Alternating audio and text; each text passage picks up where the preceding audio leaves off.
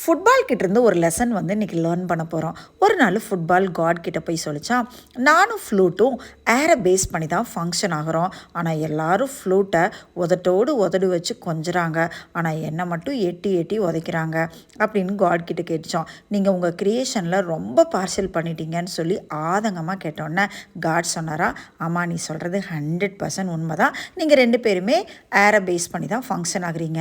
ஆனால் இந்த ஃப்ளூட் இருக்குல்ல, அது தான் உள்ளே வாங்குகிற காற்றை அழகிய இசையாக உடனே அடுத்தவங்களுக்கு கொடுத்துருது.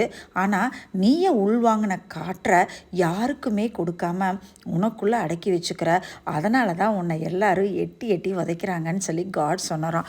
உடனே இந்த ஃபுட்பாலுக்கு அப்படியே உரைச்சிருச்சான், ஐயோ நம்ம யாருக்குமே ஹெல்ப் பண்ண மாட்டேங்கிறோம் அப்படின்னு. அது மாதிரி தாங்க இன்றைக்கும் நம்ம வாழ்க்கையில் ஃபுட்பால் மாதிரி நமக்குள்ளதை யாருக்குமே கொடுக்காமல் இருக்கிறோம். அதை தாங்க காட் நீதிமொழிகள் 3:27 சொல்கிறாரு, நன்மை செய்யும்படி உனக்கு திராணி இருக்கும்போது அதை செய்யத்தக்கவர்களுக்கு செய்யாமல் இராதே.